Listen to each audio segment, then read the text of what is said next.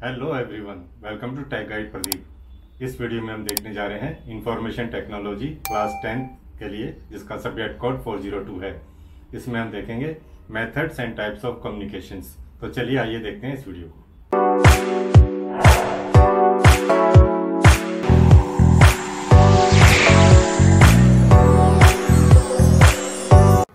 तो आइए इस वीडियो में हम देखने जा रहे हैं कम्युनिकेशन स्किल्स। इसमें सबसे पहले हम देखेंगे methods and types of communications. तो हम समझने की कोशिश करते हैं कि कम्युनिकेशन प्रोसेस होती क्या है। The term communication process refers to the exchange of information. इसमें क्या होता है कि कोई इंफॉर्मेशन एक्सचेंज की जाती है और वो किसी मैसेज की फॉर्म में हो सकती है। It is exchange between two persons, जिसको हम सेंडर और रिसीवर कहते हैं। जो मैसेज भेजता है उसको सेंडर कहते हैं और जो उस मैसेज को रिसीव करेगा वो रिसीवर होगा। For communication to succeed both sender and receiver must be able to exchange information. देखिए, अगर मैं किसी को इन्फॉर्मेशन भेजना चाहता हूँ तो sender, I am a sender, other person is the receiver. I should be able to send, other person should be able to receive. ठीक है, both the person should be able to exchange information. अगर मैं भेजाऊँ और दूसरा receive ही नहीं करेगा तो communication process complete नहीं होगा। तो so therefore communication to succeed both sender and receiver must be able to exchange information and understand each other। दोनों जो है एक दूसरे को समझें और इंफॉर्मेशन को भेजने वाला भेजेगा, रिसीव करने वाला उसको रिसीव करेगा। If the flow of information is blocked, जो इंफॉर्मेशन जो ट्रांसफ़र हो रही है from sender to receiver, if it is blocked for some reason और the parties cannot make themselves understood, और जो दोनों पार्टी हैं sender receivers, they cannot make themself understood, जो उनको समझ ही नहीं आ रहा क्या मैसेज भेजा जा रहा है, and receiver is not able to understand that message, so then communication fails. तो उस केस में जो होगा कम्युनिकेशन हमारा फेल हो जाता है। अब आगे स्टडी करते हैं एलिमेंट्स ऑफ कम्युनिकेशन। क्या एलिमेंट्स होते हैं कम्युनिकेशन के अंदर? एक सेंडर रिसीवर होता है और एक हमें मीडियम चाहिए और मैसेज चाहिए। उसके बाद हमें फीडबैक देना होता है। तो ये शॉर्ट्स में हम इसको समझते हैं। देखिए, एक sender is the person who wants to share their ideas और feelings in the form of a message. Sender कोई भी वो पर्सन होता है जो अपने आइडिया या कोई मैसेज जो या अपनी कोई फीलिंग जो होता है वो भेजना चाहता है किसी और को। रिसीवर पर is the person who for whom the message intended and who receive the message. और इस केस में रिसीवर कौन है? वो है जिसके लिए मैसेज जो है जनरेट किया गया, जिसको मैसेज हमें भेजना है। और नेक्स्ट एलिमेंट होता है इसमें message itself. It is the content and it is the information that the sender wants to relay to the receiver. Additional subtext can be conveyed through body language and tone of voice.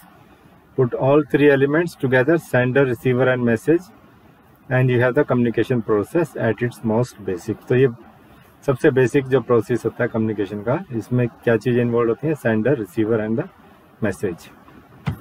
अब next आता है encoding. What is encoding? It is the process of converting the ideas into A message form by using words, symbol, voice tone और gestures. जो हमें message है हमें भेजना, ठीक है, उसको एक मैसेज की फॉर्म में कन्वर्ट करने के लिए हम वर्ड्स यूज़ कर सकते हैं, कोई सिंबल यूज़ कर सकते हैं, वॉइस टोन, या मैं कोई गेस्चर, बॉडी गेस्चर भी यूज़ कर सकता हूँ।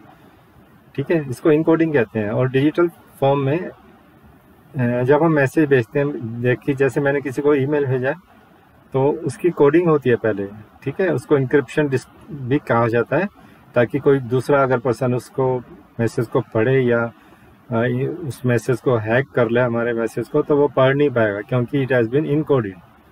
ठीक है, तो जनरल कम्युनिकेशन स्किल्स में जब हम स्टडी करते हैं तो इनकोडिंग इन जनरल में वो प्रोसेस होती है जिसमें जो है जो हमारा मैसेज है, जो भी हमारा आइडिया जिसको हम कन्वर्ट करना चाहते हैं, उसको मैसेज की फॉर्म में हम कन्वर्ट करते हैं, उसको इनकोडिंग कहते हैं। ठीक है, नेक्स्ट कम्युनिकेशन चैनल्स होते हैं हमारे। कम्युनिकेशन चैनल्स क्या होता है? This refers to the carrier और medium which translate the message. जो मीडियम होता है जिससे मैसेज हमारा ट्रैवल करता है from sender to receiver, they are known as communication channel. In case of verbal message, जैसे मैं वर्बली किसी से बात कर रहा हूँ तो मेरा जो एयर इन्वायरमेंट है, मेरे चारों तरफ हवा है, वो मेरे मैसेज को कैरी करती है from sender to receiver. In case of email और any other social media platform, उसमें क्या चाहिए होता है, हमें इंटरनेट कनेक्शन चाहिए होता है, ठीक है, जो सेंडर और रिसीवर को आपस में कनेक्ट करता है। तो ये कम्युनिकेशन चैनल हो गया। नेक्स्ट, जैसे मैंने इसको इनकोड किया था, अब उसको डिकोड करना पड़ता है। सेंडर ने इनकोड करके भेज दिया, अब रिसीवर को क्या करना है, उसको डिकोड करना है। It is the process to interpret the receive message to get the message shared by the sender. तो इसको डिकोडिंग को करना पड़ता है रिसीवर को। सबसे लास्ट में आता है फीडबैक। मैंने कोई मैसेज भेजा, I am the sender and the other person has received my message, he is the receiver. अब रिसीवर को मैसेज समझ आ गया, उसने मैसेज को पढ़ लिया and he has accepted the message, it has been successfully transmitted, received and understood. तो रिसीवर क्या करेगा, एक फीडबैक देगा जिससे सेंडर को ये he will come to know that the message has been received properly, ठीक है। तो फीडबैक बहुत जरूरी होता है। The receiver in turn response to the sender indicating comprehension, की उसको मैसेज मिल गया और उसने समझ लिया मैसेज को। The purpose of communication is complete only when the receiver has understood the message, ठीक है।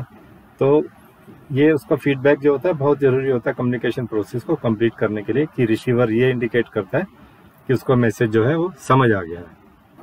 आगे हम देखते हैं 7 C's of communication skills. Normally कहा जाता है कम्युनिकेशन स्किल के 7 C's होते हैं जो कि कंप्लीट कम्युनिकेशन को डेमोन्स्ट्रेट करते हैं, बताते हैं हमारे को। तो इसमें देखिए, सबसे पहले हम देखते हैं करेक्ट। What is correctness? जब हम कोई मैसेज भेजते हैं, it should be absolutely correct. तो द लैंग्वेज एक्सपर्ट से that writing is art but difficult, so there is no shortcut to being a good writer. It is learn through consistent practice and constant struggle. तो जो हम message communicate करते हैं वो हमेशा correct होना चाहिए। करेक्टनेस से हम मतलब है हमारा करेक्ट ग्रामर होनी चाहिए, उसकी पंक्चुएशन करेक्ट होनी चाहिए, सारी स्पेलिंग उसकी ठीक होनी चाहिए। अगर उसमें कोई मिस्टेक आएगा तो दे स्पॉइल द मैसेज। तो करेक्टनेस एक बहुत ही इंपॉर्टेंट फैक्टर होता है एक मैसेज को कम्युनिकेट करने के लिए। आगे देखिए कंप्लीट। नेक्स्ट जो है स्किल जो है कम्युनिकेशन, वो होती है complete. The message should be complete. देखिए कंप्लीटनेस से क्या मतलब है, message should be complete to bring the desire result, ठीक है। कंप्लीट होने चाहिए, जो भी उसके साथ रिलेटेड फैक्ट्स हैं जो रिसीवर को चाहिए, जो सारे फैक्ट्स उसके अंदर होने चाहिए। रिसीवर को ये नहीं लगना चाहिए कि मुझे कुछ समझ नहीं आ रहा उसके अंदर। जो सारे फैक्ट्स उस बात को समझने के लिए चाहिए उस मैसेज के अंदर होने चाहिए, तभी हम कहते हैं वो मैसेज कंप्लीट है। The receiver reaction to an incomplete message is often unfavourable. जब भी कोई मैसेज जो होता है इनकम्प्लीट होता है तो जो रिसीवर होता है, जो उसका जो रिस्पॉन्स होता है वो अनफेवरेबल होता है। मतलब वो सेटिस्फाइड नहीं होता है कि मुझे समझ नहीं आया, इसके अंदर सब कुछ नहीं समझ आ रहा। So incomplete message shows negligence and carelessness of the writer, ठीक है। तो इनकम्प्लीट मैसेज नहीं होना चाहिए, मैसेज पूरा कंप्लीट होना चाहिए। नेक्स्ट हम देखते हैं, नेक्स्ट फैक्टर है कंक्रीट। कंक्रीटनेस से देखिए क्या मतलब होता है। Communicating concretely means being very specific, meaningful and clear. Concrete होना चाहिए, बिल्कुल कुछ भी वेग नहीं होना चाहिए। Vague and general message result in no response. जो मैसेज वेग होते हैं और जनरल टाइप के होते हैं वो कोई रिस्पॉन्स हमें नहीं मिलता उनसे। It helps the receiver to understand the exact idea, ठीक है। तो कंक्रीट का मतलब हुआ being very specific and meaningful and clear. Concrete के बाद आता है कंसाइज। कंसाइजनेस क्या होता है, देखिए the beauty of diction lies in the conciseness. Conciseness means brief and complete. तो जो मैसेज हम भेजते हैं वो बिल्कुल ब्रीफ होना चाहिए और कंप्लीट होना चाहिए। ऐसे नहीं कि बहुत लेंथी मैसेज हो, वेग हो, यूजर को समझ ही ना आए। कंसाइज होना चाहिए, उसका मतलब होता है ब्रीफ एंड कंप्लीट, ठीक है। इतना छोटे से छोटा हो पॉसिबल होगा तो अच्छा रहेगा। इतना भी ब्रीफ ना हो कि डिसकर्टियस लगे उसको, रिसीवर को। तो ब्रीफ इतना हो कि उसमें सारे फैक्ट्स एंड फिगर सब कुछ हो और अपने आप में वो मैसेज कंप्लीट हो। तो इसका कंसाइज का मतलब होता है ब्रीफ एंड कंप्लीट। कंसाइज के बाद आता है कंसिडरेशन। देखिए कंसिडरेशन क्या होता है, to put you in place of the receiver, ठीक है। इसका मतलब होता है preparing every message with the message receivers in mind. जो मैसेज रिसीव करने जा रहा है उस रिसीवर को माइंड में रख के हमें उस मैसेज को बनाना चाहिए, हमें कंसिडरेट होना चाहिए, ठीक है। हम कि अगर ये मैसेज हमें दिया जाएगा तो हमारा क्या रिएक्शन होगा, ये सोच के जो रिसीवर है उसके इंटरेस्ट को, उसके बेनिफिट्स को ध्यान में रख के ही मैसेज को लिखा जाना चाहिए, ठीक है। तो इसका मतलब होता है कंसिडरेट, कि रिसीवर्स पॉइंट ऑफ व्यू से मैसेज को लिखा जाए, उसके इंटरेस्ट जो होते हैं उसके बेनिफिट्स को हमेशा कंसिडर किया जाए सबसे पहले। कंसिडरेट के बाद होता है कर्टियस। कर्टेसी से क्या मतलब है? Courtesy is the most important quality of the messenger. Everyone gains when courtesy reigns is an old but wise saying. ठीक है, कर्टेसी से सबको फायदा होता है। जब हम कर्टियस होते हैं तो हमें डेफिनेटली हमारे इस गुड एटीट्यूड का हमें फायदा मिलता है। कर्टेसी का मतलब होता है being polite. It is an attitude that shows respect for others. ये जो एटीट्यूड होता है, कर्टियस एटीट्यूड होता है, ये रिस्पेक्ट शो करता है दूसरों के लिए, और इससे जो होता है हमारी जो गुडविल बनती है, हमारे अच्छे रिलेशंस बनते हैं आपस में एक दूसरे के लिए। जो रिसीवर होता है वो भी मैसेज को अच्छे से रिसीव करके उसका रिस्पॉन्ड देता है अगर हम कर्टियस हैं तो। कर्टियस के बाद होता है क्लियर, क्लैरिटी। क्लैरिटी से क्या मतलब है? It is the soul of the message. It means the accurate transfer of ideas from sender side to the receiver. उसमें क्लैरिटी बनी रहनी चाहिए, बिल्कुल एक्यूरेट ट्रांसफर होना चाहिए आइडियाज का। ठीक है, कुछ भी उसमें वेग नहीं होना चाहिए, क्लैरिटी बनी रहनी चाहिए। Every message should B conveyed in A clear manner. Clarity comes through clear thinking. Good message shows the ideas directly and clearly. तो अच्छे मैसेज होते हैं वो आइडियाज को जो होता है डायरेक्टली और क्लियरली बताते हैं। तो ये थे 7 C's ऑफ कम्युनिकेशन स्किल्स। चलिए आगे देखते हैं हम जो पूरी जो मैसेज की जो पूरी प्रक्रिया होती है, पूरा जो उसकी जो जर्नी होती है सेंडर से रिसीवर तक, उसको समझने की कोशिश करते हैं। ये देखिए यहाँ पर एक डायग्राम बनाया हुआ है। यहाँ से सेंडर जो होता है अपने मैसेज को भेजता है, उसकी इनकोडिंग होती है बीच में, मतलब उसको मैसेज की फॉर्म में लाने के लिए पहले हम उसको कुछ इनकोड कर देते हैं ताकि कोई बीच वाला आदमी उसको समझे ना। वो डिजिटल मीडिया में ऐसा होता है, लेकिन यहाँ पर नॉर्मल मैसेज भी जो भेजे जाते हैं उनको मैसेज की फॉर्म में लाया जाता है, जिसको इनकोडिंग बोलते हैं। फिर कुछ मीडिया, हमारे को मीडियम चाहिए होते हैं जिसको चैनल बोलते हैं, मीडियम ऑफ ट्रांसमिशन। ठीक है, फिर रिसीवर से पहुँचने से पहले उसको डिकोड किया जाता है तो ताकि वो प्रॉपर मैसेज की फॉर्म में आ जाए। ठीक है, और यहाँ पर जो है रिसीवर उसके बाद कुछ फीडबैक देता है यहाँ पर, और यहाँ पे जो नॉइज दिखा रहे हैं ये बाहर के एक्सटर्नल फैक्टर्स होते हैं जो मैसेज को डिस्टॉर्ट कर सकते हैं, उसको ख़राब कर सकते हैं। तो ये पूरी प्रक्रिया है मैसेज को भेजने की, रिसीव करने की, और ये मीडियम ऑफ कम्युनिकेशन चैनल्स हैं यहाँ पर। यहाँ पे उसके बाद फीडबैक देना ज़रूरी होता है। ठीक है, और नॉइज भी उसके अंदर एक फैक्टर होता है। तो देखिए मेथड्स ऑफ कम्युनिकेशन जो होते हैं, फेस टू फेस कम्युनिकेशन हो सकता है, इसमें लेटर्स हो सकते हैं, मेमोज, ईमेल्स हो सकती हैं, और through poster and charts we can communicate, through meeting and seminars also we can communicate, और प्रिंट या डिजिटल मीडिया भी हो सकता है जो मेथड ऑफ कम्युनिकेशन का। आगे देखते हैं टाइप्स ऑफ कम्युनिकेशन किस तरह के होते हैं। बेसिकली 4 टाइप्स के कम्युनिकेशन होते हैं। ये देखिए वर्बल और नॉन वर्बल, ठीक है, और रिटर्न कम्युनिकेशन होता है और विजुअल कम्युनिकेशन होता है। यहाँ पे हमने इनको क्लासिफाई किया है। वर्बल फॉर्म है, नॉन वर्बल फॉर्म है। वर्बल में कम्युनिकेटिंग ओरली, सीधा मुंह से बात करके हम कम्युनिकेट करते हैं। नॉन वर्बल में होता है जिसमें बात नहीं की जाती है, communicating through body language, gestures और टोन एंड पिच से कम्युनिकेट किया जाता है। फिर रिटर्न फॉर्म होता है थ्रू हैंड रिटन और प्रिंटेड डॉक्यूमेंट्स के द्वारा इंफॉर्मेशन को पास किया जाता है। विजुअल होता है communicating through pictures, poster, maps and charts. तो इस तरह से 4 तरह के कम्युनिकेशन यहाँ पे हमने देखे। आगे देखिए एडवांटेजेस ऑफ वर्बल और ओरल कम्युनिकेशंस। जो सबसे पहला था वो था वर्बल और ओरल, जो हम मुंह से बात करके इसको कम्युनिकेट करते हैं। उसके क्या बेनिफिट्स होते हैं? It saves lot of time, time को सेव करता है, ये कॉस्ट इफेक्टिव होता है। ठीक है, और इंस्टेंट फीडबैक मिल जाता है। जो भी हमने बोला वो ऑडियंस ने उसको रिसीव किया, अगर वो एक्सेप्ट करते हैं तो कभी ऑडियंस क्लैप करके उसको एक्सेप्ट करती है, एक्नॉलेज करती है, खुश होती है कि मैसेज अच्छा लगा उनको, तो इमीडिएट रिस्पॉन्स उसका मिल जाता है। और ये जो कम्युनिकेशन होती है इंटरैक्टिव होती है, इंटरपर्सनल होती है, 1 to 1 के बीच में हो सकती है और 1 to many भी होता है, और ये इंटरैक्टिव होती है। इंटरैक्टिव मीन्स जो आपने कम्युनिकेट किया उसका रिस्पॉन्स आपको उसी वक्त मिल जाता है, इसको बोलते हैं interactive. It helps to make a personal bond between sender and receiver, क्योंकि ये verbally person that has to be present there in person, तो जो सेंडर और रिसीवर है इसके बीच में पर्सनल बॉन्ड भी बनता है, जो अदर फॉर्मल मेथड्स होते हैं रिटर्न मैसेज में कोई पर्सनल बॉन्ड नहीं होता, वो बहुत ऑफिशियल साउंड करता है। ठीक है, तो इसके अंदर जब हम वर्बली जब बात कर रहे होते हैं किसी के, तो यहाँ पर हमारा जो रिसीवर होता है, हमारे और रिसीवर के बीच में एक पर्सनल बॉन्ड, एक पर्सनल रिलेशनशिप डेवलप होती है। इसकी डिसएडवांटेज देखिए क्या होती है। इसमें क्या होता है, culture difference between sender and receiver होता है। तो जो बात मैं समझा रहा हूँ शायद उनके कल्चर में वैसे उस बात को ना रखा जाता हो, तो कल्चर डिफरेंस आने से कभी कभी कुछ मैसेज जो है इफेक्टिवली कम्युनिकेट नहीं होता है। Sender and receiver should be at the same place और connected via some digital platform. जो सेंडर है और रिसीवर है वो एक ही जगह पे होने चाहिए, ठीक है, एक रूम में होने चाहिए, आमने सामने होने चाहिए। अगर नहीं है तो जिस तरह से हम डिजिटल प्लेटफॉर्म यूज़ करते हैं, जैसे कि हम वीडियो कॉल लगाते हैं या और दूसरे प्लेटफॉर्म हैं, तो अगर डिस्टेंस पे है तो हम digitally we can connect and send our message to the receiver. Verbal communication cannot be presented officially and legally binding on both the parties.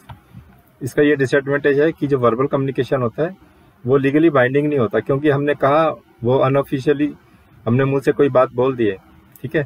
अब वो लीगली बाइंडिंग नहीं है क्योंकि रिटर्न में कुछ भी नहीं था, वो तो सिर्फ हमने ऐसे कम्युनिकेट किया था। हो सकता है कुछ टाइम के बाद वो लोग भूल जाएं कि हमने क्या कहा था, क्योंकि वो वर्बल कम्युनिकेशन था, ठीक है। तो इस पर कोई लीगल बाइंडिंग नहीं होती दोनों के ऊपर। नेक्स्ट है, this form of communication is not suitable for lengthy communication. अगर कोई लेंथी कम्युनिकेशन है जिसमें कुछ रूल्स रेगुलेशन हमें समझाने होते हैं, उसके लिए ये जो है वर्बल कम्युनिकेशन ये इफेक्टिव नहीं होता, लेंथी होता है। लेंथी कम्युनिकेशन के लिए it is not suitable. Sender may be under the influence of some emotions and hence proper meaning is not understood by the receiver. जो सेंडर है कभी कभी क्या होता है वो कुछ इमोशंस के अंडर में हो सकता है, किसी बात को ओवर इम्फेसाइज कर सकते हैं, किसी बात को कम इम्फेसिस देके बता सकते हैं वो लोग। तो इस केसेस में क्या होता है कि कभी कभी जो होता है प्रॉपर मीनिंग कम्युनिकेट नहीं हो पाता है और it is not understood by the receiver because of the some influences, the sender may be under some influences. तो ये कुछ डिसएडवांटेजेस थे वर्बल कम्युनिकेशंस के। तो चलिए आगे देखते हैं advantages of non verbal communication. Next जो कम्युनिकेशन का टाइप है वो है नॉन वर्बल। अभी हमने पहले देखा था वर्बल कम्युनिकेशन, अभी नॉन वर्बल, जिसमें कि स्पोकन वर्ड्स वगैरह नहीं होते हैं, ये नॉन वर्बल होता है, ओरल नहीं होता है। तो देखिए, there is a proverb, action speaks louder than words. एक पुरानी कहावत होती है कि जो एक्शंस होते हैं they speak louder than words, ठीक है। तो action is more important. In essence this underscores the importance of non verbal communication. तो इस कहावत से जो है नॉन वर्बल कम्युनिकेशन की इंपॉर्टेंस को हमारा पता लगता है। Non verbal communication is specially significant in inter cultural situations. देखिए, जहाँ दो डिफरेंट कल्चर से लोग आते हैं, आपस में एक दूसरे की भाषा को नहीं समझते हैं, वहाँ पे जो है नॉन वर्बल कम्युनिकेशन की इंपॉर्टेंस बढ़ जाती है, ठीक है, जहाँ पे कल्चरल डिफरेंस होते हैं। तो इसके बेनिफिट्स देखिए क्या क्या होते हैं। इजी प्रेजेंटेशन होता है इसके अंदर। Non verbal communication makes demonstration very useful, using noticeable non verbal cues like gestures, body language etcetera. ये हम यूज करके अपनी बात को समझाने की कोशिश करते हैं। और it is a help to the illiterate people, जो लोग पढ़ना लिखना नहीं जानते हैं, ठीक है। So this type of communication use gestures, facial expression, eye contact, proximity, touching etcetera and without using any spoken or written word. तो ये जो लोग कम पढ़े लिखे होते हैं तो उनके लिए नॉन वर्बल कम्युनिकेशन जो है ज़्यादा बेनिफिशियल होता है। थर्ड पॉइंट है, ब्रेक्स ऑल लैंग्वेज बैरियर्स। अगर मैं हिंदी में बोल रहा हूँ और दूसरा आदमी हिंदी को नहीं जानता, मान लीजिए साउथ के स्टेट से आते हैं, वहाँ तमिल के वगैरह बोली जाती है, तमिलनाडु में, केरला में मलयालम बोली जाती है, तो लैंग्वेज बैरियर्स होते हैं। हो सकता है अदर पर्सन को हिंदी ना आती हो, लेकिन non verbal messages they are picked up by all even if there is no common language. अगर उनको जो मेरी लैंग्वेज है जिसमें मैं बोल रहा हूँ वो समझ नहीं भी आती है, तो जो नॉन वर्बल कम्युनिकेशंस होते हैं ये लैंग्वेज बैरियर्स को क्रॉस कर देते हैं और हर कम्युनिटी के लोग को समझ आते हैं। तो ये बहुत बड़ा बेनिफिट होता है इसमें। Help to physically challenge people. मान लीजिए कोई पर्सन है, उसको सुनाई नहीं देता है, वो फिजिकली चैलेंज है, तो जो those who cannot listen, so gestures and signs are good means of communication for them also. तो ये इसके कुछ बेनिफिट्स थे नॉन वर्बल कम्युनिकेशन के। आगे देखते हैं इसके डिसएडवांटेज क्या होते हैं नॉन वर्बल कम्युनिकेशन के। कभी कभी फर्स्ट पॉइंट जो है ये वेग एंड इम्प्रिसाइज होता है। Non verbal communication is quite वेग and इम्प्रिसाइज। Since in this communication there is no use of words or language which express clear meaning to the receiver, क्योंकि इसमें कोई clear words नहीं होते हैं, कोई communication के अंदर कोई लैंग्वेज यूज नहीं की जाती है, तो कभी कभी जो होता है क्लियर मीनिंग कन्वे नहीं होता है. So no dictionary can accurately classify them. So their meaning varies not only by culture and context but by the degree of intention also. Sometime the meaning जो होते हैं their meanings varies not only by culture and context but by the degree of intention also they vary. तो ये जो है ये disadvantage है non verbal communication का. नेक्स्ट जो होता है continuous. It is possible to stop talking in verbal communication but it is generally not possible to stop non verbal communication. जैसे हम किसी को कुछ बता रहे होते हैं तो हम बीच में रुक सकते हैं ताकि पर्सन को समझने का मौका मिल जाए, लेकिन नॉन वर्बल कम्युनिकेशन क्या होते हैं वो कंटिन्यूस होते हैं. ठीक है, it is not possible to stop. Non verbal communication होता है उसको बीच में हम रोक नहीं सकते हैं. और also spoken language has a structure that makes it easier to tell when a subject has change for instance और टू एनालाइज इट्स ग्रामर. ठीक है, और non verbal does not lend itself to this kind of analysis. जो spoken language में एक structure होता है जो इसको ईजी कर देता है कि when a subject has change, तो हम अपनी लैंग्वेज को भी चेंज कर सकते हैं, लेकिन नॉन वर्बल कम्युनिकेशन में ऐसा पॉसिबल नहीं होता है. Chances of miss interpretation. जो हम बोल रहे हैं बहुत सारे चांसेस होते हैं कि उसको मिस इंटरप्रेट किया जाए. ठीक है, उसका मीनिंग गलत निकाला जाए. तो receiver may misinterpret the message in the absence of detail when the message get does across. जब मैसेज जो है दूसरे पर्सन को रिसीव होता है तो चांसेस होते हैं कि रिसीवर जो होता है उसको मिस इंटरप्रेट कर दे, क्योंकि डिटेल वहाँ पे अवेलेबल नहीं होती है. नेक्स्ट देखिए, regional and cultural differences may be there. Cultural difference हो सकते हैं, रीजनल डिफरेंस हो सकते हैं. In every culture some gesture and expressions are considered good और bad according to their culture. देखिए, कुछ जो एक्सप्रेशंस होते हैं, कुछ जो गेस्चर्स होते हैं, मान लीजिए किसी कल्चर में वो ठीक माने जाते हैं, लेकिन जब हम नॉन वर्बल कम्युनिकेशन से कुछ गेस्चर्स हम करते हैं, हो सकता है उस कम्युनिटी में उस गेस्चर को अच्छा ना माना जाता हो, बैड माना जाता हो, तो वो मिस कम्युनिकेट कर सकते हैं. सो ये कल्चर डिफरेंस जो होता है ये मिस इंटरप्रेट कर सकते हैं मैसेज को. ठीक है, तो ये इसके कुछ डिसएडवांटेजेस थे नॉन वर्बल कम्युनिकेशन के. आगे हम देखते हैं एडवांटेजेस ऑफ विजुअल कम्युनिकेशन. अब यहाँ पर आता है visual communication. A picture is worth 1,000 words. In other words, that complex idea you are trying to explain to your reader in several detailed sentences can actually be better clarified with one single picture. तो यहाँ कहा जाता है कि एक picture जो होती है इट इज़ वर्थ 1,000 वर्ड्स. ठीक है, जैसे हम देखते हैं ट्रैफिक सिग्नल्स जो होते हैं रोड के ऊपर, वो सिंबल्स की फॉर्म में होते हैं, वहाँ कुछ लिखा नहीं होता है.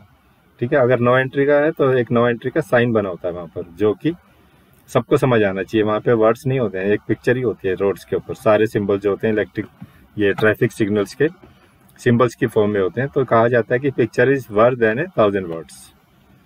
तो इसके आगे नंबर 1 बेनिफिट देखिए, more flexible than verbal communication.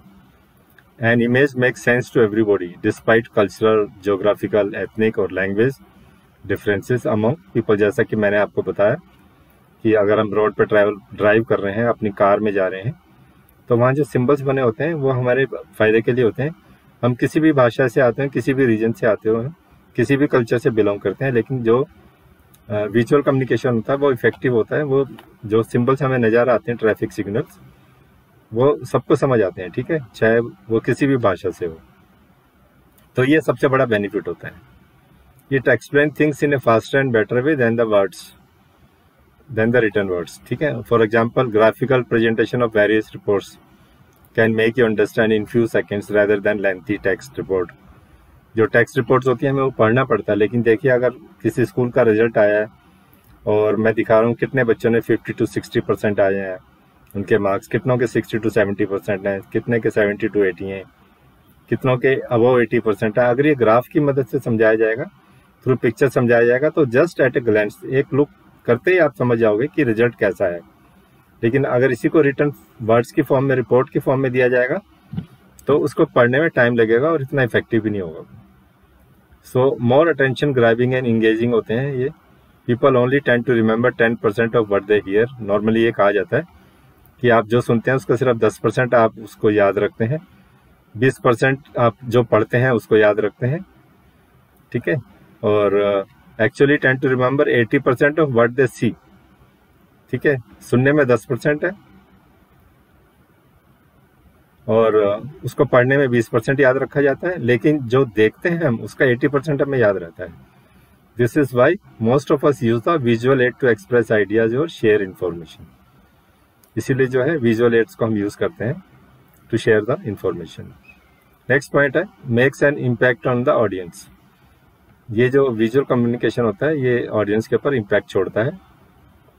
If you want to spark a response in or stir the emotions of the members of your audience, using visual communication is guaranteed way to do so। अगर आप एक impact छोड़ना चाहते हो अपने audience के अंदर, उनको कुछ कम्युनिकेट करना चाहते हो, तो विजुअल कम्युनिकेशन जो है ये गारंटीड वे होता है उसको करने के लिए।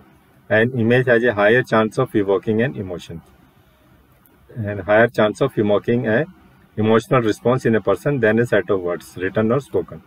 एक इमेज जो होती है उसको has much better chance to evoke the emotions, ठीक है, in your audience, or rather than words of written or spoken words।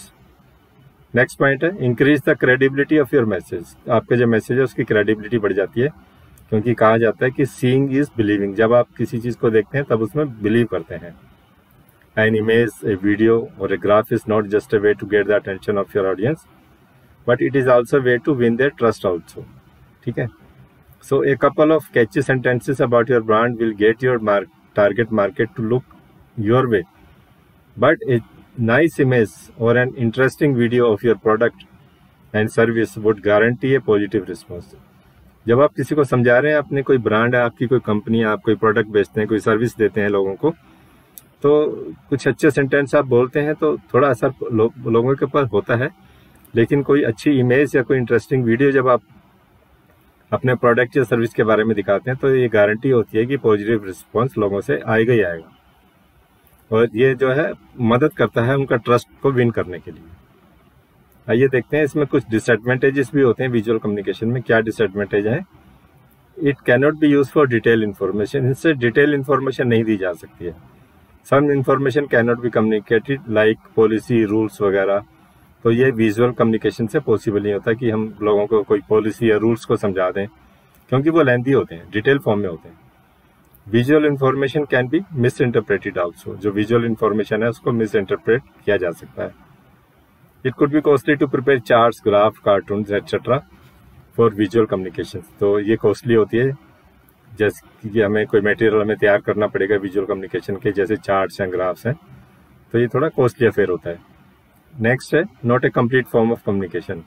Visual communication जो होता है हम कभी नहीं कह सकते ये कंप्लीट फॉर्म ऑफ कम्युनिकेशन है। It requires other form of communication to precisely deliver the message. इसके साथ साथ हमें दूसरे कम्युनिकेशन फॉर्म्स हैं उनकी भी मदद लेनी पड़ती है तो कंप्लीटली मैसेज को डिलीवर करने के लिए। तो ये थी कुछ डिसएडवांटेज विजुअल कम्युनिकेशन की। आगे देखिए, आगे आता है written communication. It is suitable, इसके कुछ एडवांटेजेस देखते हैं। पहला पॉइंट है it is suitable for long distance communication and repetitive standing orders.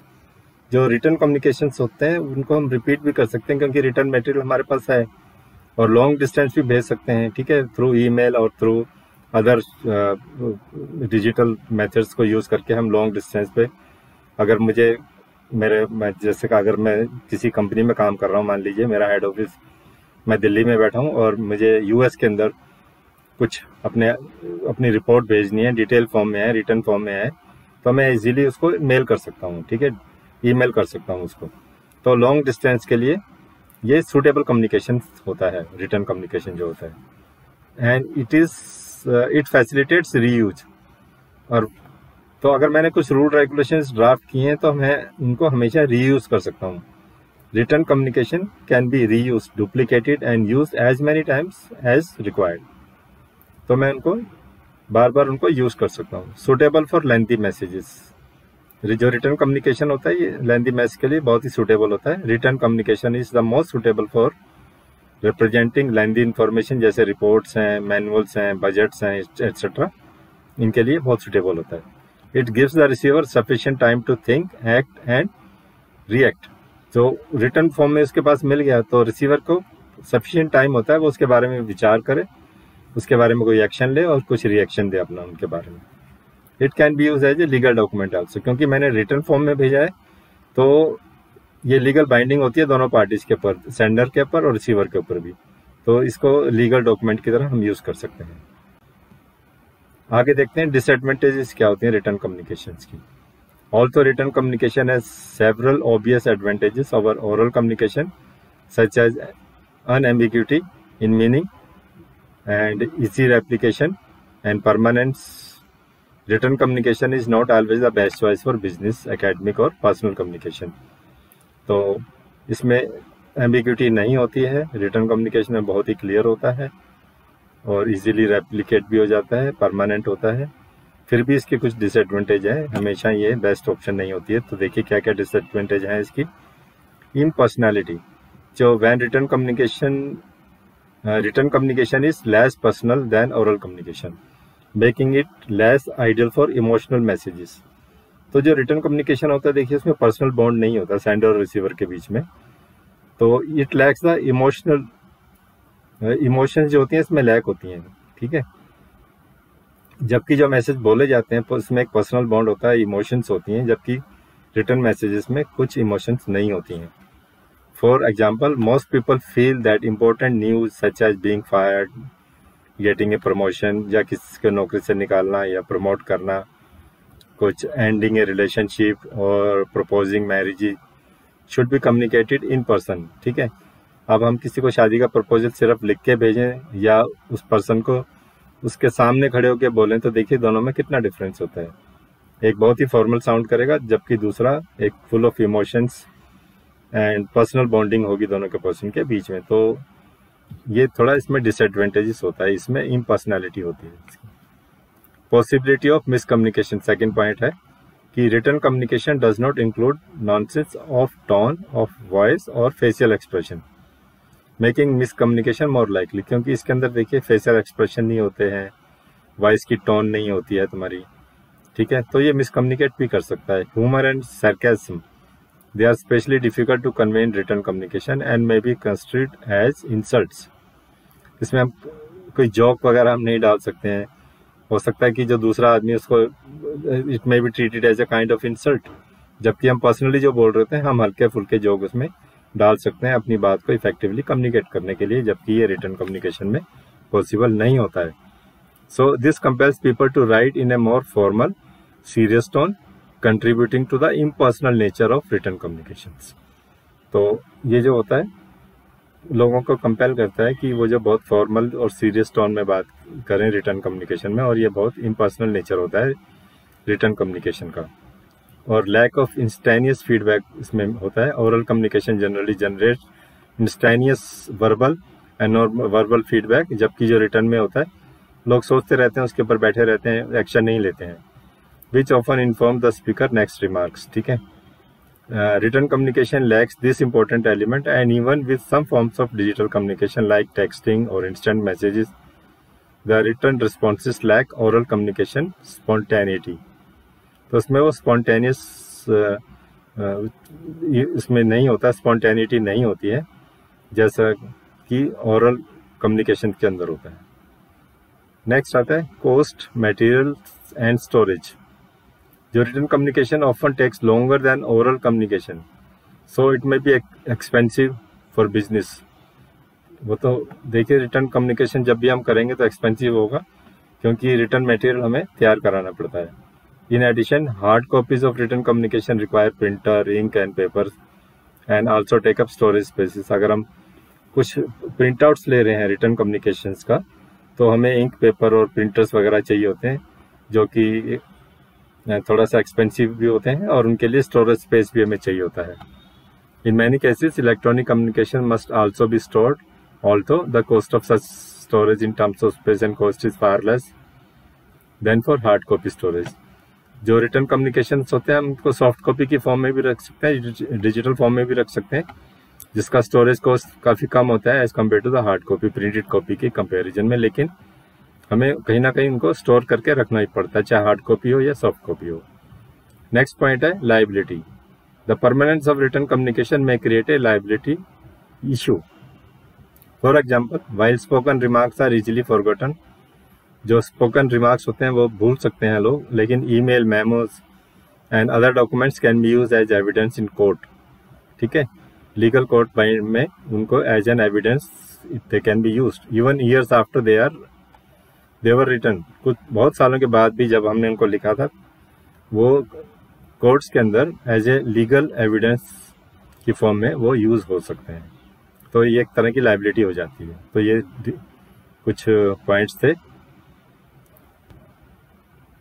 कुछ पॉइंट्स थे, डिसएडवांटेजेस थे किसके, रिटन फॉर्म ऑफ कम्युनिकेशंस के।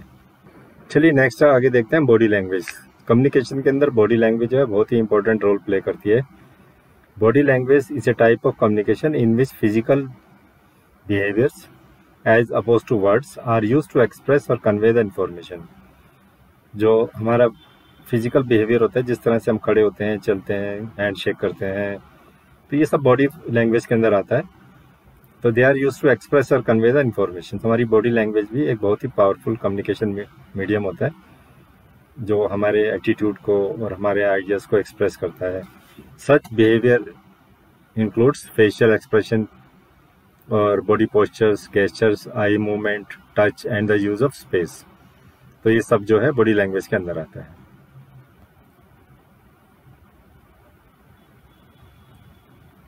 नॉर्मली कहा जाता है कि जो बॉडी लैंग्वेज से है हमारा सबसे ज़्यादा, normally around 80% of our communication is through the body language. ठीक है, हमें भी सुन के हैरानी होती है कि जो हम वर्ड्स बोलते हैं उससे ज़्यादा क्या इन्फ्लुएंशियल होता है, हमारी बॉडी लैंग्वेज इन्फ्लुएंशियल होती है। I may be greeting somebody with smile on my face कि hello how are you, but my body language may be communicating something else.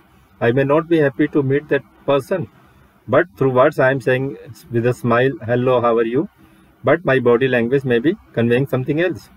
तो बॉडी लैंग्वेज जो है बहुत ही इंपॉर्टेंट रोल प्ले करती है हमारे कम्युनिकेशंस के अंदर।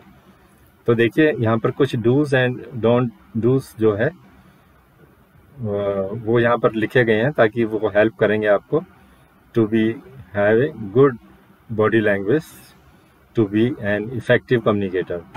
तो उसमें क्या क्या करना चाहिए, यहाँ पे डूज हैं।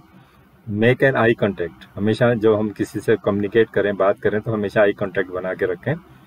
स्माइल नेचुरली, जो हमें नेचुरल स्माइल होनी चाहिए, फेक नहीं होनी चाहिए कि दूसरे को देख के ऐसा ना लगे कि हम फेक स्माइल कर रहे हैं। Sit with a straight spine, जो आपकी पीछे की रीढ़ की हड्डी होती है, जब भी आप बैठें उसको सीधा रख के बैठें, नीचे झुक के ना बैठें। ए फर्म एंड जेंटल हैंडशेक है, और जब आप हाथ मिलाते हैं किसी के साथ तो आपका जो हैंडशेक है फर्म होना चाहिए लेकिन जेंटल होना चाहिए। ठीक है। शो ओपन पाम्स, जो आपकी पाम्स हैं ओपनली दूसरों को दिखाई देनी चाहिए। यूज नेचुरल हैंड गेस्चर्स, जो आप हैंड गेस्चर्स बनाते हैं तो नेचुरल हैंड गेस्चर्स आप यूज कर सकते हैं। Keep your feet pointed towards the person, जो फीट होते हैं आपके, keep them pointed towards the person. ऐसे ना हो कि आप कहीं और मुड़ के देख रहे हो और पर्सन जो है आपसे बात कर रहा हो। Nod when engage in a conversation, जब आप किसी से बात कर रहे हैं, if you agree with something you should nod it so other person gets an effective feedback, कि आप उसको कंटिन्यूस फीडबैक दे रहे हैं, तो हमें नोट करना चाहिए। Attentively listen to the speak in a conversation, जब हम किसी से कन्वर्सेशन में है तो जो आदमी स्पीक कर रहा है, जो बोल रहा है, उसको हमें अटेंटिवली लिसन करना चाहिए। उसको ये नहीं लगना चाहिए कि हम उसको इग्नोर कर रहे हैं, उससे उसको इंसल्ट फील होता है कि अदर पर्सन इज इग्नोरिंग मी, तो कंटिन्यूसली उसको अटेंशन देना चाहिए।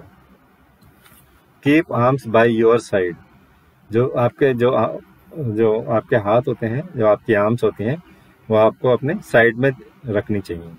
ठीक है, ये तो थे कुछ डूज ऑफ बॉडी लैंग्वेज। अब देखिए डोंट्स ऑफ बॉडी लैंग्वेज, ये बातें आपको नहीं करनी है अगर आप एक इफेक्टिव कम्युनिकेटर बनना चाहते हैं। तो ये बॉडी लैंग्वेज के कुछ ऐसी बातें जो आपको नहीं करनी चाहिए। डोंट ब्लिंक टू मच, आपको टू मच ब्लिंकिंग, जो आप आइस ब्लिंक करते हैं, वो don't blink them too much.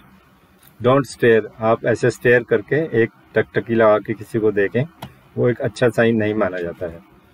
Don't drop your hand, don't drop your head, not hand, head. Don't drop your head, आप जो आपका हेड है उसको ऐसे ड्रॉप नहीं करना है नीचे, कीप इट स्ट्रेट। ओके।